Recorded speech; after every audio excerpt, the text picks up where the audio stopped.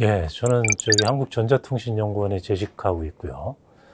92년도부터 재직을 해서 그동안에 뭐 여러 가지 이제 통신부터 시작해가지고 IPTV, 그 인공지능까지 여러 이제 과제들을 수행을 했고요. 지금은 이제 AI 전문 인력 양성실, AI 인재 양성실에 이제 재직하고 있고요.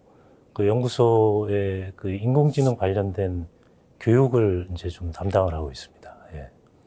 그리고 그 지금 예술 활동을 한 지는 아 벌써 한 6년이 넘은 것 같네요. 예. 저는 고등학교 때부터 좀 예술에 관련돼서 이제 관심이 많았고요. 나름 또 저기 그 손재주도 있었기 때문에 그때 이제 선생님들이 막 미대에 진학해라 뭐 이렇게도 말씀하셨었어요. 근데 뭐 사정상 그 미대 진학은 못하고 제가 이제 그 공대 쪽으로 들어왔는데 그 이후에도 이제 좀 미술을 해보고자 하는 그런 마음은 있었는데 쭉 하지를 못하다가 한 6년 전에 시작을 했죠. 많은 사람들이 이제 하시는 것처럼 취미 활동으로 이제 시작을 했어요. 하다 보니까 처음에 생각했던 그런 취미 수준의 그, 그 어떤 게 아니더라고요. 그러니까 예술 활동이라는 게 그런 취미 수준이 아니고 굉장히 내 나름대로 노력을 해야 되는 그런 거더라고요. 그래서 마음을 좀 굳게 먹고 이거는 이제 좀 정식으로 내가 노력을 좀 해서 해봐야 되겠다 해서 시작을 했고요. 이제 시작을 하면서 제가 중점을 둔 게 하나가 있는데 보통은 우리가 이제 미술이라고 얘기를 하면은 그리는 거, 내가 이걸 어떻게 잘 그리느냐라는 것에 이제 중점을 많이 둬요. 실제 현대 미술은 내가 이거를 어떻게 그리느냐라는 것보다는요, 내가 이거를 왜 그리느냐라는 것에 신경을 좀 쓰거든요. 그거를 우리가 이제 개념이라 그래요. 그래서 내가 어떤 작품을 딱 그 이제 완성을 할 때 그 개념이 꼭 들어가 있어야 돼요. 그래야지 이제 그 미술의 작품의 어떤 가치가 있거든요. 그런 개념을 제가 이제 좀 저기 찾으려고 노력을 많이 했는데 보통은 이제 그 개념이 철학적인 개념이 들어가거든요. 근데 제가 뭐 철학을 아는 것도 아니고 이제 과학이라는 부분에서 제가 이제 여태까지 계속 수십 년을 종사를 해왔기 때문에 그 과학이라는 거를 이제 개념으로 제가 이제 사용을 한 거죠. 원래 제가 이제 전공이 인공지능이거든요. 그래서 그 인공지능하고 뇌과학의 개념을 사용을 해서 예술 활동을 이제 시작하게 된 거죠. 현재 인공지능 예술이라는 부분에 대해서 제가 잠깐 이제 말씀을 좀 드리면은 그림이라는 거는 보통 사람들이 생각하기에는 붓을 가지고 유화 물감을 가지고 이제 캔버스에다가 이제 그리는 거잖아요. 그 붓, 유화 물감, 그리고 캔버스 이런 거는 도구예요. 그런 도구를 가지고 나의 어떤 생각을 표현하는 게 이제 예술 활동이거든요. 근데 그런 도구가 단순히 이제 붓이나 물감만 있는 게 아니에요. 인공지능 예술은 뭐냐면은 인공지능이란 놈이 붓이 된다고 생각하시면 돼요. 제가 이제 인공지능 그 이제 예술을 이제 한다고 이제 나름 얘기를 하는데 현재 인공지능 프로그램을 도구로서 사용하는 것에서 저는 좀 탈피하고 싶단 말이에요. 인공지능이라는 어떤 개념이 도구가 돼가지고 그거를 가지고 회화를 거꾸로 이제 작업을 하는 게 제가 이제 추구하는 그런 작업의 이제 방식입니다.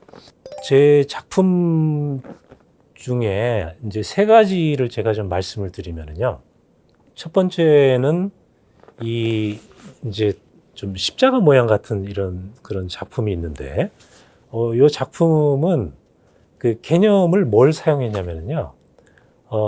이 우리가 저기 옛날 그림들을 보면은 굉장히 종교화들이 많아요. 그 중에서 이제 예수 그리스도를 그린 그림들이 굉장히 많거든요. 그 예수 그리스도를 그린 그림을 보면은 예수님이 이제 보통 십자가에 이렇게 매달려 있는 그림이 또 굉장히 많아요. 근데 그 십자가에 매달려서 예수님께서 이 머리를 이게 꼿꼿이 세우고 있는 게 아니고 다들 이제 그 보는 사람이 봤을 때 왼쪽으로 기울어져 있어요. 이거를 이제 그 심리학자들이 연구를 해봤어요. 왜 그럴까? 연구를 해봤는데 그거를 이제 뇌과학적인 그 사실에서 그 원인을 찾았어요. 우리 뇌를 보면은 우방구하고 좌방구가 이렇게 나눠져 있어요. 근데 되게 인터레스팅하게 우방구하고 좌방구가 하는 역할이 달라요. 어떻게 다르냐면은 우측 뇌는요, 감정적인 부분을 많이 컨트롤해요. 좌측 뇌는 이론적인 부분, 수리적인 부분, 우리가 계산을 한다거나 말을 한다거나 이런 부분을 컨트롤을 많이 해요. 그래서 우리가 뭐 어떤 감정적인 것을 많이 느끼면은 그거는 주로 우측 뇌에서 처리가 돼요. 아, 이건 굉장히 슬프다. 어떤 예수님의 이제 돌아가신 거 동병상련이 돼서 아, 이건 굉장히 슬프다라는 그런 감정을 많이 느끼게 되는데 그래서 우측 뇌에 그 이제 그런 활동을 많이 하는 거죠. 그렇게 되면은 우측 뇌가 많이 활동을 하면은요, 이게 우리 몸에 영향을 미쳐요. 많이 알고 계시는 것 중에 하나가 이 뇌하고 몸은요, 크로스로 연결이 돼 있어요. 그래서 우측 뇌가 많이 활동을 하면은 우리 몸의 좌측이 영향을 받아요. 그래서 화가들이 그림을 막 그릴 때 이게 감정적이 되면은요, 이 왼쪽 눈으로 더 많이 뭔가 쏠려요. 그래서 이제 이 왼쪽으로 그림이 치우치게 된다. 자연스럽게 치우치게 된다는 것이 심리학적인 그런 결과예요. 과학적인 결과예요. 그래서 이제 그게 이제 제 그림의 개념이 되는 거죠. 그게 개념이 돼가지고 저는 이제 그림을 그리면 어떻게 그렸느냐. 이 세로줄이 있으면은요, 이 세로줄이 90도로 똑바로 서 있는 게 아니고요, 약간 왼쪽으로 치우쳐 있어요. 그 치우침으로 말미암아가지고 그러니까 왼쪽 눈에 영향을 많이 줘요. 그러면은 이 왼쪽 눈으로 들어간 시그널들이 훨씬 더 많기 때문에 이게 이제 우측 뇌로 들어가가지고 감정을 많이 자극하게 되는 거죠. 그래서 이 그림을 딱 볼 때는 이 추상화지면은 왠지 모르게 감정을 자극하게 되는 그림이 이제 되는 거죠. 두 번째 그림은 뭐냐면요, 그 이제 우리 눈에 보면은요, 이 그 시신경이 있는데 이 시신경들이 컬러를 보기 위해서 세 가지 그 시신경들이 있어요. 그러니까 붉은색 보는 거, 그다음 녹색을 보는 거, 그다음에 이제 푸른색 보는 거, 시신경이 있는데 요게 시신경의 개수가 이분하게 똑같이 있는 게 아니고요. 시신경 개수가 달라요. 그러니까 붉은색 보는 거는 거의 한 60% 가까이 있어요. 그리고 녹색은 한 40% 가까이 있고요. 푸른색은 한 1%밖에 없어요. 굉장히 적어요. 이게 왜 그러냐면요, 우리가 보통 낮에 보는 색이 붉은색하고 녹색이어서 그래요. 그래서 이게 진화를 한 거죠. 우리가 낮에 주로 활동을 하기 때문에 이 낮에 보는 색이 그걸 많이 보기 위해서 그런 시신경들이 많이 생긴 거예요. 밤에 주로 보이는 색이 푸른색이에요. 근데 밤에는 우리가 별로 눈을 사용하지 않잖아요. 그래서 한 1%밖에 없는 거예요. 첫 번째 작품이 그 이제 완전 발화라는 작품인데요. 우리가 낮에 보는 색을 의미를 해요. 그러니까 붉은색을 봤을 때 그 굉장히 많은 수의 그 시신경들이 이 발화를 한다는 거죠. 발화를 한다는 의미는 뭐냐면은 이 시신경이 하는 역할이 이 빛을 받으면요, 그걸 전기신호로 바꿔서 뇌 속으로 보내요. 그래서 이제 발화라는 표현을 하는 거고요. 그리고 두 번째 게 이제 녹색에 대한 건데, 그 녹색은 굉장히 우리가 딱 봤을 때 우리 눈을 좀 이제 편안하게 하는 그런 게 있어요. 그리고 이게 이제 그 진화론적으로 봤을 때 그 예전에 이제 원시인들이 이 어떤 그 자기가 먹을 것을 이제 주로 이제 찾는 활동을 하는데 이 녹색하고 붉은색이 굉장히 많이 관련이 돼 있어요. 그 이제 예전에는 주로 이제 생활하는 환경이 밀림에서 이제 생활했기 때문에 그 밀림에서 이 사람들이 활동하는 것이 그 붉은색 열매를 빨리 찾아서 그거를 먹는 그런 활동을 주로 했기 때문에요. 이 이제 녹색하고 붉은색이라는 것의 조합이 굉장히 많은 그런 이제 역할을 이제 하게 되는 거죠. 그리고 이제 그 다음에 있는 게 이제 푸른색인데, 푸른색은 우리가 눈의 시신경의 이제 1%밖에 없다 그랬잖아요. 그 푸른색을 봤을 때는 굉장히 우리가 시원한 감을 느껴요. 왜 그러냐면은 시신경 중에 1%만 활동을 하기 때문이에요. 그 나머지 99%는 쉬죠. 그래서 이제 그 푸른색의 작품의 이름을 제가 이제 그 tranquility, 굉장히 이제 정막이라고 이제 지은 그런 이유가 있습니다. 마지막 세 번째 작품은 그 브레인 코드라는 작품이에요. 우리가 이제 그 눈으로 이렇게 딱 보는 것들이 카메라로 보는 것처럼 이제 보이기 때문에 우리 눈이 카메라로 보는 것처럼 본다라고 보통은 이제 생각을 해요. 근데 그렇지 않아요. 우리 뇌는 그 뇌의 기억 장소라고 불리는 그 뉴런이 몇 개가 있냐면요. 한 1000억 개가 있어요. 근데 1000억 하면 굉장히 많은 것처럼 느껴지잖아요. 근데 이게 전혀 많지 않은 게요. 우리가 사진기로 보는 것처럼 보면은요. 그러면은 한 5초면은 1억 개예요. 그러면 1000억이라는 숫자가 많지 않다는 것을 이제 딱 인지를 하잖아요. 뇌에 있는 메모리 숫자는요, 굉장히 적어요. 우리가 한 몇 분만 이제 카메라처럼 이렇게 기억을 하면은요, 뇌는 금방 차버려요. 그래서 뇌가 하는 일은 뭐냐면은 이거를 굉장히 축약을 해요. 이제 어떤 방식으로 하냐면은요, 딥러닝 하는 방식처럼 해요. 딥러닝이라는 거는요, 층을 가지고 있어요. 정보를 처리하는 층을 가지고 있는데, 보통 이거를 이제 간단하게 얘기해서 어떻게 하냐면은요, 카메라로 이제 입력되는 이런 입력이 딱 들어오면은 그거를 점으로 다 분해를 해요. 첫 번째 층에서는. 두 번째 층에서는 점을 이어가지고 선을 만들어요. 세 번째 층에서는 선을 이어서 면을 만들어요. 우리가 이제 가령 예를 들어가지고 이런 탁자를 딱 보잖아요. 탁자의 겉이 이렇게 선이에요. 그 선이 4개가 이렇게 모여가지고 면을 만들죠. 그거 똑같은 거예요. 그래서 그 면을 가지고 그 다음 층에서는 입체를 만들어요. 그 다음 층에서는 이걸 가지고 거기다 색깔을 입혀요. 이게 이제 딥러닝이 하는 역할이거든요. 우리 눈이 동일하게 해요. 우리 눈이 7개의 그 시신경 층으로 이루어져 있어요. 그래서 이게 처음에는 점으로 다 분해를 하고 시신경이, 그 다음에 이걸 모아서 선을 만들고 면을 만들고, 그 다음에 입체를 만들어서 뇌로 보내요. 그래가지고 이게 이제 뇌에서는 그 입체를 보고 이게 탁자다, 사람이다 라는 거를 인식을 하게 되는 거죠. 뇌에 저장되는 거는 제일 마지막에 인식되는 거, 굉장히 작은 부분, 이것만 뇌에 저장이 돼요. 그거를 제가 명명을 하기를 브레인 코드라고 명명을 한 거고, 그런 브레인 코드의 모습을 이제 인공지능적으로 어떤 이게 모습을 갖출까라는 거를 일종의 좀 그 예술적인 어떤 그 감각을 가미를 해서 만든 게 이제 브레인 코드 작품들이에요. 얼마 전에 그 인공지능이 그린 프로그램이 미국의 어떤 전시회에서 이제 그 프로그램이 1등을 했어요. 사람이 직접 그리지 않은 건데, 그 그림이 1등을 했단 말이죠. 그 그림을 이제 만든 사람은 한 역할이 뭐냐면은 이 그림을 어떻게 그려라 라는 말만 한 거예요.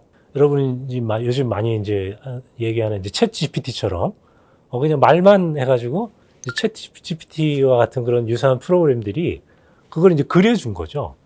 그런데 이제 그 전시회에서 1등상을 줬단 말이죠. 사람들의 인식이 바뀌고 있는 거예요. 그러니까 창의력이 있는 인공지능이 나오기 시작하면서 이게 뭔가 인간의 영역을 좀 침범하는구나 라는 거를, 그리고 이제 그거를 인정하지 않을 수 없구나 라는 거를 이제 사람들이 조금씩 이제 느끼고 있는 거죠. 그런 의미에서 보면은 우리 예술을 하는 사람들, 특히 이제 인공지능 예술을 하는 사람들 입장에서는 저 같은 경우도요, 꼭 이제 사람이 뭔가를 이제 그려야 된다라는 것에서 좀 탈피를 해야 될 것 같다는 생각이 많이 들어요. 그게 이제 이제 뭔가 기존에 있는 것과 다른 새로운 것을 추구하는 미술사의 어떤 개념적인 측면에서도 맞는 것인 걸로 저는 이제 생각이 들어요.